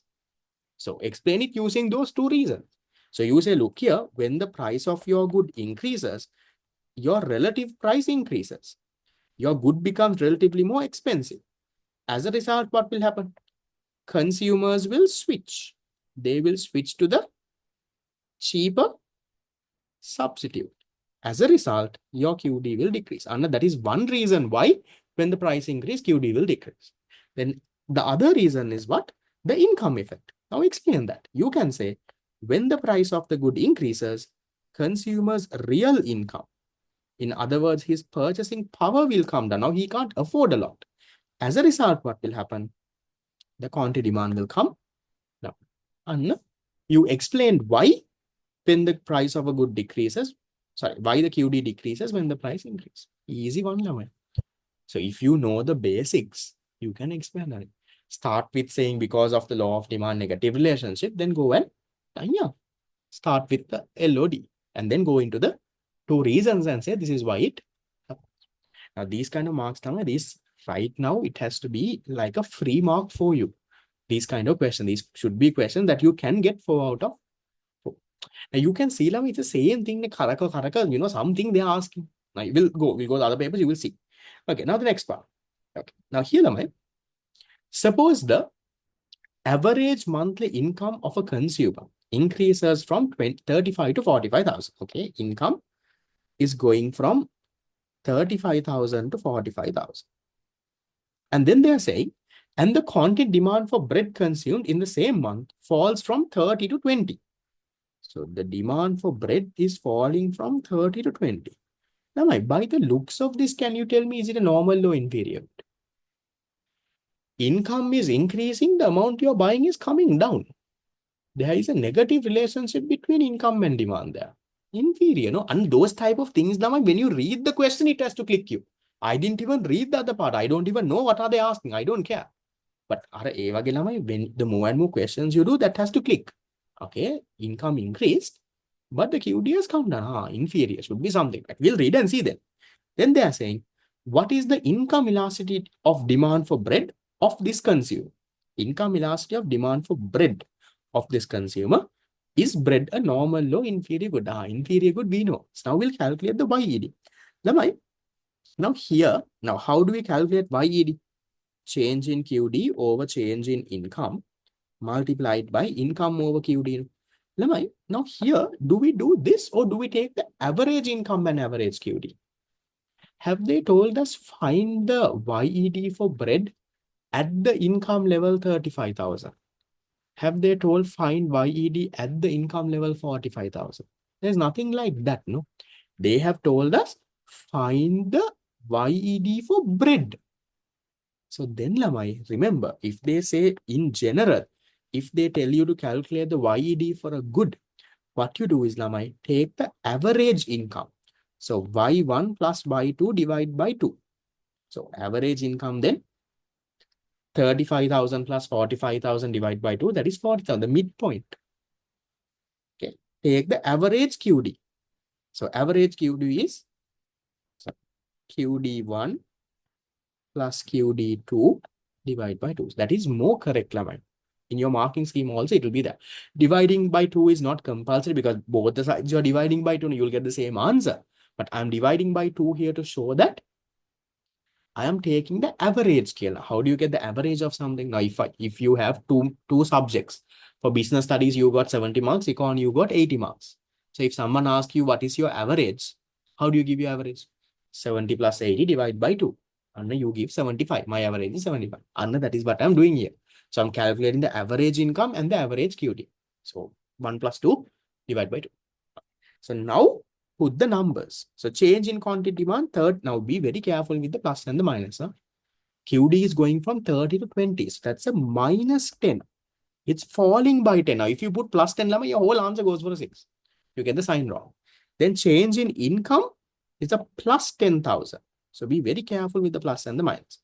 Then Y1 plus Y2, that is 35,000 plus 45,000 divided by 2 divided by QD1 plus QD2. That is 30 plus 20 divided by 2. So now I'll simplify that and put 10, 10,000. 35 plus 45 divided by 2, that is 40,000. 30 plus 20 divided by 2, that is 25. Okay. Now, how much is my answer, Lama? How much do I get? Minus 1.6. Guys, this is not that this is arc, right? This is not arc PED nevel, Lama. Yes, we are taking an average, but don't call that arc, right? So why are we taking the average? Because, Lamai, they are telling you, like I said before, they are asking you calculate the YED for bread. Now, if they tell you calculate the YED at the income level of 35,000, you can take 35,000 and QD 30. But here they are saying, in general, calculate the YED for bread. So in general, if they tell you calculate the YED for a good, you will use the average line. It is more correct to do it that way. That's why you're using the average. Okay. They're asking between 2 points. Yes, again, arc elastic, that's a different thing. Arc is PED. This is YED. There is nothing called arc YED. We are taking the average income, average QD, because in general, we are calculating for this. It looks like the equation for arc PED, but you don't call it arc YED. There is nothing called arc YED. Okay. Now, got stuck in the first part, signal letter on my side. Why do you divide it by 2? That is to get the average. So initial income is 35,000. After that income is 45,000. So on average, what is your income? 35 plus 45 divided by 2. So average income is 40,000. Average, what is the QD? 30 plus 20 divided by 2. Average QD is 25. You have to find the middle point there. That's what you're doing. Okay. Right. So then that is done. Now, is it the inferior or normal? Based on your YED, you can interpret YED is minus 1.6. You don't even know the Y. Need to know the YED, you can tell. But what can you say, Lamani? If your YED is a minus, that's a inferior good. So you can say, look here, bread is a inferior good. Done. That's an easy 4-mark calculation. Then we move into how will the marks be allocated? Most likely, I feel for the calculation and the whole part, they will give you around 3 marks. For that inferior or not a normal, they'll give you 1 mark. That's what I feel. Okay, then coming into 2020. What is the difference between demand and quantity demanded? Show the difference in a diagram. Now, this is where a lot of people made a mistake. This question is not the 2017 A-level question. 2017 A-level, they asked you the difference between change in demand, change in quantity demand. Now, here the word change is not there. They are asking you, what is the difference between demand and quantity demand? Not change in demand, change in quantity. Now, if anyone went and wrote about change in QD, change in demand, answer, you get 0 marks. You say change in quantity demand is when the price is changing, movement along the curve, other factors constant, bullshit, you don't get marks. What is the difference? The difference is, Lamai, quantity demanded. Listen, quantity demanded is at one particular price, how many units a consumer is willing to buy. That is what you call quantity demand. At this price, how many units will the consumer buy? If my class fees is 5,000, how many of you all will come to my class? That is what you call quantity demanded. At one particular price, how many units consumers are willing to buy? What is demand? Demand is the overall relationship. Demand is at various different prices, how many units consumers will buy. At 5 rupees, how much will they buy? At 10 rupees, how much will they buy? At 15 rupees, how much will they buy? That is what you call demand. Quantity demand is one particular point. There was a MCQ testing this as well. I think last week I showed you that. So that is what you have to write. I mean, this is your diagram. 1 point mark and show quantity demand. For demand, put a curly bracket and say that. So quantity demand is at one particular price, how many units consumers are willing to buy. Demand is the overall relationship. At various prices, how many units consumers are willing to buy. That is what that is. Two different diagrams, you show the same thing, that's okay, but even one diagram is okay. Guys, okay, just a random question because it popped up because when I was writing, I just realized. Guys, do you all know why doctors have weird handwriting?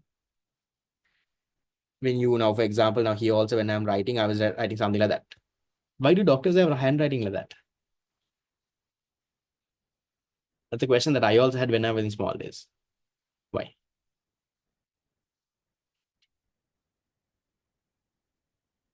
Hmm? So I have two friends from okay. Okay.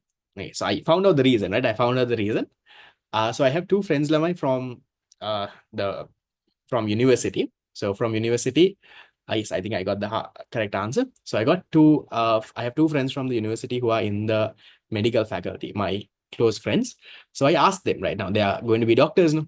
So I asked them, why is your writing like this? Right? I asked, is your writing also, because I know them from school. I know in school they had decent normal handwriting. I asked them, now is your handwriting like this? Right? Because they are this. So they told me the reason why the handwriting becomes like that is because Lamai, when you become a doctor, especially in local universities, the exams are very tough. So in your exams, Lamai, you run out of time. You don't have time. So now, like in even in your accounting paper, sometimes you run out of time. So that is even more harder. So if you want to finish the paper in that given set of time, I don't know how much of time the paper is, right? So you have to write very fast. Right? That is how the exams are structured. You have to think and write very, very fast. So automatically within that 5 years of their degree, when they keep on doing those exams, that is where their handwriting becomes like that. That's the reason. There is no other reason behind that code language or eva mukut neve. It's that in universities they get trained to write so fast to get their exams done. Probably I don't know how pharmacists understand, but that's how it is. Okay. Yeah. Please don't write that in your A-level paper. You write that in your A-level paper, you're not going to get marks. A-level paper as much as possible, am I write neatly, because you know who the people who are marking your papers, these old teachers, sometimes these government school teachers, almost close to retirement, they are the fellows marking. So neatly, nicely, leave space, break into paragraphs, do that. Don't write it like a doctor. Okay, 20, this one done. Comes the next one. Define normal, inferior, and luxury goods. Yeah. QD is individual purchase. No, QD is at one particular price, how many units the consumer will buy. Demand is at various different prices, how much will consumers buy. At price 15, how much? Please 20, how much? 30, how much? That is what demand is. Then coming to this, define normal, inferior, and luxury goods using the concept of YED. That classification is what you have to say, Lamai. So a normal good is a good that has a positive YED. That's how you can define it then. They are saying define it based on YED. So you can say a normal good is a good that has a positive YED, and you can also say, if you want, it has a positive relationship between income and demand. What is an inferior good? An inferior good is a good that has a negative YED, that has a negative relationship between income and demand. And then luxury good is a good that has a positive YED. YED is positive and also positive and greater than 1. And if you want, you can say lamai income elastic කියලා. So elastic means more than one. So you can say something like that. Income elastic. So 3 lines, write the 3. Now don't put all in one paragraph and all on 3 separate lines. Make it easy for your marker to mark the paper. And between each of these, leave a line as well. Now, then 2021. Question number 2. Outline the possible exceptions to the law of demand. Exceptions where you violate the law of demand, right? So where do you violate the law of demand? Law of demand is saying there's a negative relationship between price and QD. Where do you violate? So one is you can talk about Giffen goods. Now you can't just state that this is outline. So you can say what are Giffen goods? Giffen goods are essential goods for a poor household. No. So remember my example of rice and chicken. So there is a very poor family. They are buying what? They are buying rice and chicken. Those are the only 2 goods they can afford and buy. Very poor. They are only earning 10,000 a month. Now what happens? The price of rice increase. Then what will they do? Now rice is the essential good, not chicken. No. Rice tama kanna mone. So what will these people do? Now these poor family will think, ayyo, now rice is also expensive. We don't have money to afford chicken now. Then chicken gannat salli ne apita. So what they do is the money they spent on chicken, that money also they will now spend on rice. So as a result, what happens when the price of rice increase, QD for rice will start to go up. And that is what you call a Giffen good. That's why it has a positive relationship. It's an essential good for a poor household. When the price increase, they will not stop rice. They will stop the others. And they will use that money also to buy rice. Therefore, QD increases. That is the story. Right? So therefore, positive relationship. Then you can talk about demonstrative or Veblen goods. So things people buy to show their status.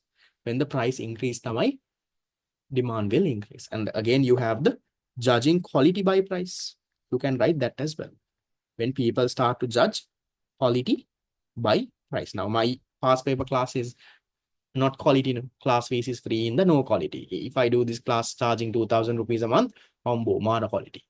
Right? So when people judge quality by price, that happens. Okay. So you can talk about that as well. So when the price increases, people think that is high quality, so they tend to buy. QD increases. So those are few exceptions. Talk about 2 of it. So 2 paragraphs, that should be fine. Now, if you're just more thing, so this, if it has a positive relationship between price and QD, how will your demand curve look like, Lama? Your demand curve will look like this. Upward sloping, price and QD. So in case in your paper you see a good like that, that could be a demand curve of a given good, or maybe a demonstrative good. Done. Then going to the next. Okay. This one, easy one. They're saying, suppose a consumer buys 22 liters of petrol when the price is 140. So when the price is 140, the fellow buys 22 liters of petrol. When the price increases to 160, he buys how much? 18 liters. Calculate the PED of this consumer. Luxury goods are not exemption. Luxury, it has to be a demonstrative good. Luxury bad. Luxury goods, not all luxury goods will have a negative relationship. If it is a demonstrated, like the very high-end luxury will be an exception. So don't say luxury, instead say demonstrate. Okay? Right. So calculate the PED. Now here again, have they told calculate the PED at price 140? Calculate the PED at price 160? Nothing like that. What are they saying? Calculate the PED of this consumer. Calculate the PED of this consumer. Then what method should we use, Lamai? What PED? Point PED or arc PED? If they say calculate PED of this consumer, you calculate arc PED. Now, Lamai, in case, now this is a paper 2 question. Nikang hari, if you're not sure, point the arc now. Like if you, now for this Lamai, do arc. But by any chance, if you're not sure, show both. So say, using arc PED, this is the PED. Using point PED, this is the one killer. At least safe side, one of it you will get the mark then. But right? In general, if you can figure it out, go and do that. But by any chance, exam stress again in the exam hall, you're not sure, do both ends. Okay. So here you will use arc PED. Very easy, Lamai. You have the equation change in QD over change in P into P1 plus P2 divided by Q1 plus Q2. So here, change in QD, you have -4. Here I put the -4. Change in price plus 20. P1 plus P2, that is 140 plus 160. Q1 plus Q2, 22 plus 18. You simplify, you get -1.5. That's the easiest 4 mark that you can get. When the calculation, if they ask you for 4 marks, that's like 3 marks in your paper now. Is that okay? Check. Done.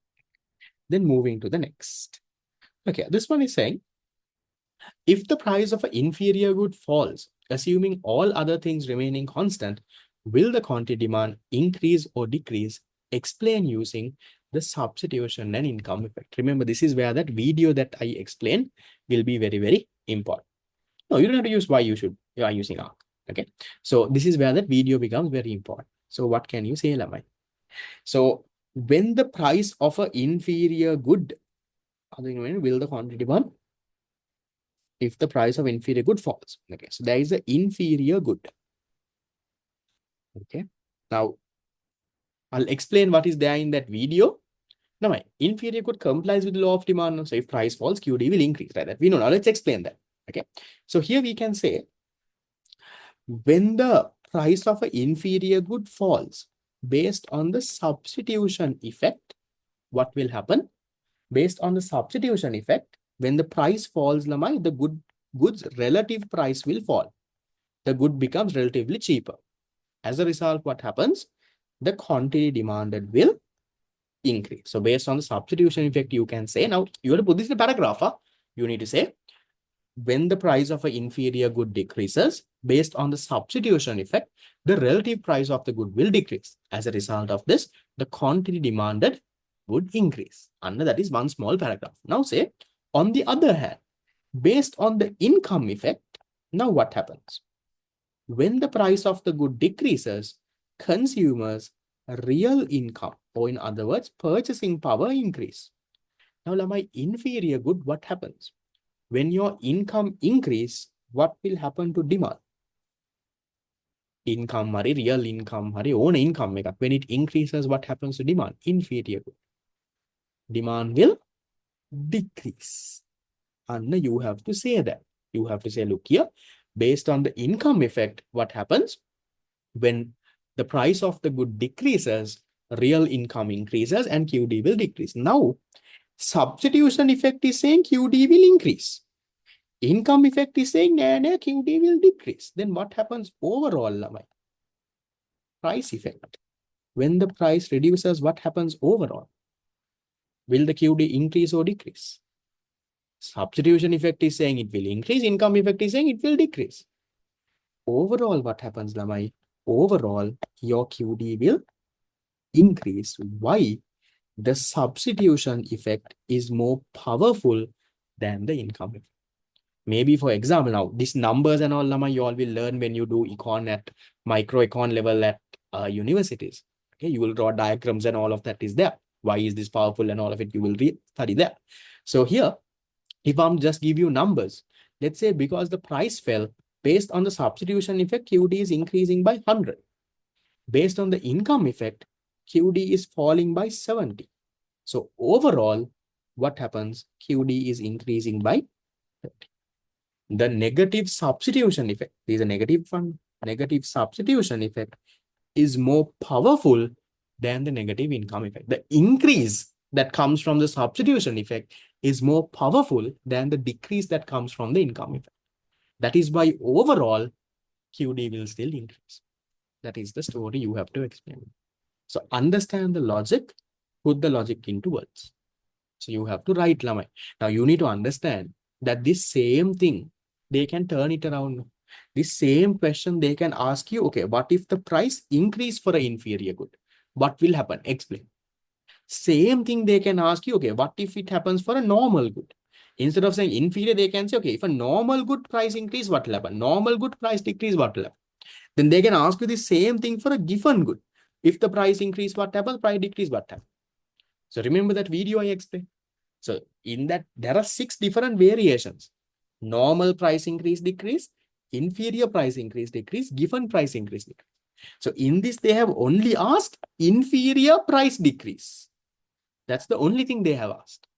So now when you all are doing past papers, think. They will not copy paste the same thing. Now they can change this in your year. Now, if get this question, I know to write. But what if they ask this for a different good? Now that thinking has to come, Lamai. Whether it is econ or another subject, it has to come. They are not going to ask you the same thing. Okay, now what if they ask me this way? Then do I know how to do this? Then do I know how to write? So that should come from your end. Now, you do that. That is where, Lama, you end up getting very good results in A levels. Done. Then going into 2022.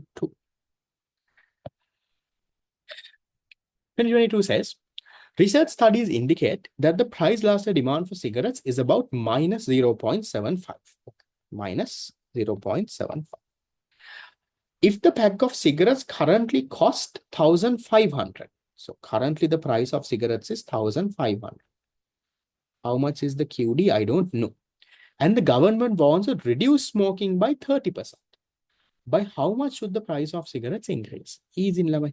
What can you do? You can use this equation. PED is the percentage change in quantity demanded divided by the percentage change in price. So here they have given us in this question, PED is minus 0.75. Percentage change in QD, they are telling us government wants to reduce smoking by 30%. They want the QD to come down by 30%. Percentage change in QD minus 30%. They want the QD to reduce by 30%. So for that to happen, they are asking you what should happen to the price. So we'll work around and calculate what is the percentage change in price. So if you work around, the percentage change in price will be equal to minus 30% divided by minus 0.75. How much do we get, Lavan? Minus and minus will get cancelled. You have to get a plus answer. How much do you get? You get a plus 40%. So the price has to increase by 40%. Now, is that your final answer then? Is the question asking by how much should the price increase? No, no. Question is asking you how much should the price of cigarettes be? So right now the cigarette packet is 1,500.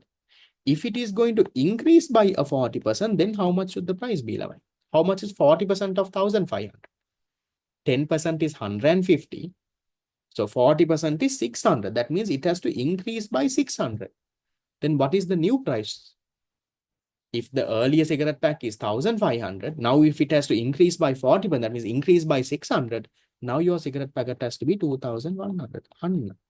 That is your answer. If the cigarette packet becomes 2,100, that is a 40% increase. Then QD will fall by 30%. Government's objective is reached. And that's what you have to do now. It looks like a very hard question. They're giving you 5 marks, but it's a very easy one now. This is where they practically test you this. Now, you would have seen in all these years, they asked you to define PED. Why is the PED changing and all? In MCQs, they give you a calculation. But here, now this is Lama in the real world. So this is in the real world how PED is used. So in the real world, government will want to reduce the consumption of cigarettes. Cigarettes are a demerit good. Okay, they want to reduce the consumption of cigarettes. So then they will use this PED knowledge. Practically, they will use and see, okay, if I want to reduce the consumption of cigarettes by 30%, by how much should I increase the price? Exactly, negative external. So this is practically using PED in real life. And that's a question. Okay, done. 2 is done. Then 3. Explain why consumers demand less of a commodity as its price rises. Same thing. So here what you have to explain, Lamai, that substitution effect, income effect. So first talk about the law of demand, negative relationship between price and Q. Now, it's a 6-mark question. So then talk about the substitution effect. When the price of a good rises, the relative price will also increase. That means the good becomes expensive. Then they will switch to the cheaper substitute. As a result, what happens? Right? So when they say consumer demand list, they're talking about QD. They're not talking about anything else, right? So cheaper substitute. So as a result, what happens? The QD will decrease. They will demand less. Then when the income effect, when the price increase, consumers' real income or purchasing power comes down. Now he can't afford much. As a result, QD will decrease. So for that is what you would expect. So ideally talking a little bit about law of demand, 2 marks. For this, you get 2 marks. For this, you get 1. Remember, I gave you a very detailed answer at the beginning, one of the questions. And from that, you can extract and you can write. Same thing repeated, but they will put that, change it. That's what they do. Okay. Okay, then come in 2023. Easy one again. Distinguish between normal, inferior, and Giffen. Now, was this question there before? It was there. Can you tell me the year that I had that? 2013. Had the in 3, this thing, 2011. Same thing, no. So same thing. I just typed the answer here and given. I just copied and pasted from a marking scheme that was there in a past paper book, but it doesn't have to be the exact words. You can write that. Nothing new. Okay. Then this one, isn't this the same thing that was there before, Lama? Why is a linear demand curve more price elastic at high price ranges and more inelastic at low price ranges? Remember that story I calculated for you at point A, point B. I told you this one is the same. It's the price to quantity demand ratio in 2016. Can you give me the exact question number? Question 2, part 2. Subsection 2. Same thing, right? So don't you think, Lamai, someone who did A-levels in 2023, if they have done the past papers and gone, can't they handle this? If they have written those answers and gone, practiced those and gone, now it's writing it again. No? Same thing here, same thing here. And then here, another one. Same thing again. What are they asking? Define income effect and substitution effect. Wasn't this there before? I think in the 2000, which question? Where did we write a small definition for income effect, substitution effect? Income effect is where when the price changes, consumers' real income change, as a result, QD change. There was a question. No, so 2015. Okay. And then how does this relate to law of demand? And you have to write so. So for part B, I have not typed the answer here for part B. So for part B, am I right? So how does this relate to law of demand? When the price of the good increase, so start with, let's say, substitution effect. When the price of the good increase, what happens? The relative price will increase. So as a result, consumers will switch. Then QD will come down. Negative relationship. When the price decrease, relative price will come down. Then consumers will switch to the concerned good. Then QD will increase. Right. Then now go and write for inferior. So inferior anyway, income. Same thing. When the price increase, consumers' real income will increase. Then he will buy. Sorry, real income will decrease. Then he will buy less. When the price decrease, consumers' real income will go up. Then he will buy. So, you explain that. So it's the same thing. See, it's nothing that is hard, no? It's nothing that is hard. It's the same thing that they're asking for. That think they will change the question here and there. But that is okay. Otherwise, what's the point? So otherwise, what's the point of asking the same thing again? Okay. Is that okay? Can handle 2023? 2024 was a very good paper, Lavai. 2024, I'm not saying that it is a hard paper, but it's a very interesting paper. Right? So if you look at the 2024 paper, and that's what that I have been hearing from the examiners as well. So what the examiners now want you to do is, they don't want you to memorize. And also, based on what I understood, is they will not repeat the same past paper as it is. Because then you can memorize the past paper and go and write. So if the exam doesn't want to memorize, they don't want you to sing songs and memorize or memorize a past paper or something and go. So what they'll try to do is, they'll try to test your logic. Do you know what this is?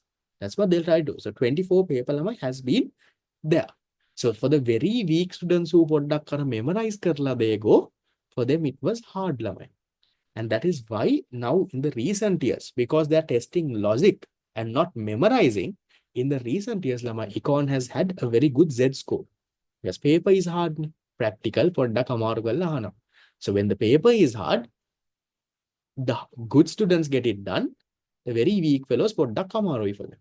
So then Z scores go very, very high. That's why in the recent years, most of the students who've done econ have good island ranks. So it has usually been for commerce, it has been accounts, econ, and IT in the recent years. Not that business studies students don't get it, but business studies also, I mean, I think island 10th is someone who did business studies. Even now, for example, me, I did business studies and I was also among the top 50 in the island. So not that you can't, but certain subjects, the harder it gets, the Z score becomes favorable. Right. So coming to the last paper that we have for now, 2024. Using diagrams, explain how market demand is derived from individual demand. Now, what is individual demand? That is one person's demand for one good. Then what is market demand? Market demand is everyone's demand for one goods. Now, how can you explain this using a diagram now? Anna, you can do this now. So you can say, okay, consider there is a market, there is consumer A and B. So there are only two people in this market. So let's say consumer A, this is that person's demand curve. So consumer A, when the price is, let's say, I don't know, 10 rupees, consumer A is willing to buy 100 units. Then you have consumer B. So consumer B, when the price of the good is 10 rupees, consumer B is willing to buy, let's say, 200 units. And then you can say market demand is the addition of individual demand. So if there is only two consumers in this market, then this is how the market demand would look like. So market demand would be here at the price of 10, draw more this one. At the price of 10, they will buy 300 units. So within brackets, you can say 100 plus 200. Or if you want, Lamai, now here, let's say if you give Q1, Q2, so then you can say Q1 plus Q2. Instead of saying 100 and 200, you can say Q1 and Q2. So at this particular price, at P1, this person bought Q1.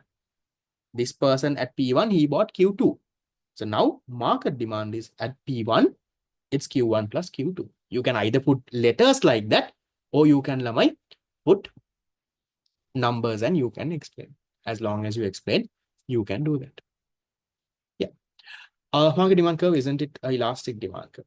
Right, not elastic. I'm just showing that it's an addition. So then in terms of you're taking a scale, if this is 100, this is 200, 300 has to be a much more far distance. That's why I drew a little flatter curve there to show the 300. So you get 2 marks for the explanation, 2 marks for this.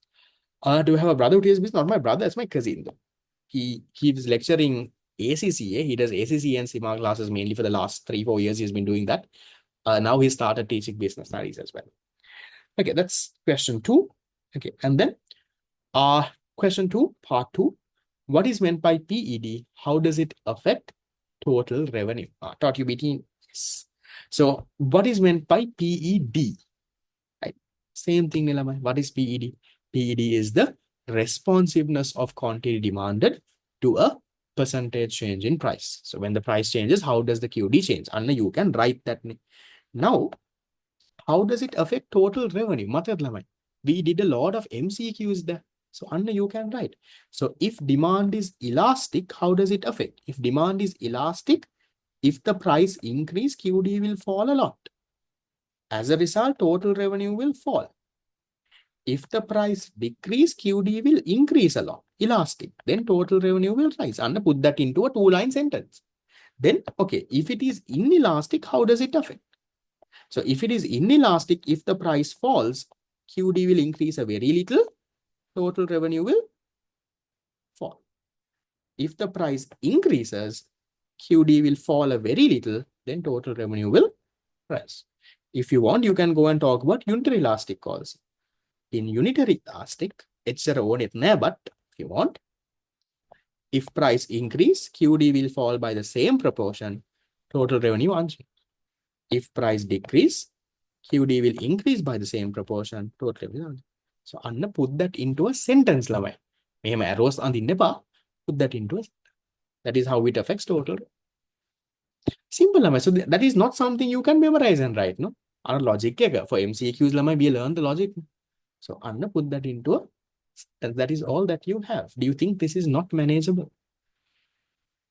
That is all that we have, in demand. Now I want you Now, I know most of you all are doing unit number 2, the question. I will recommend you to do that as well. Please take some time, study that questions that we did. We did the MCQs last week. Today we did the essay questions. I did not write, did not hurry or rush or anything. We will have a few extra classes going forward. It's very hard for me to find some time, but I will find some time somehow. We'll do a few extra classes and finish this off. I will finish off all the past papers before A levels. Don't worry. On your end, you need to get the work done. So next class, we will do the paper on supply. That is focus area number 6. I have sent the tutes in the group already. If you want, I'll resend it. Do that and do the paper on market equilibrium also and come and we can get that. Right. So with that, we'll call it off. If you have questions, stay and clarify. I'll see you all next week. Last class's recording was there on YouTube. I sent it on. See you. Bye.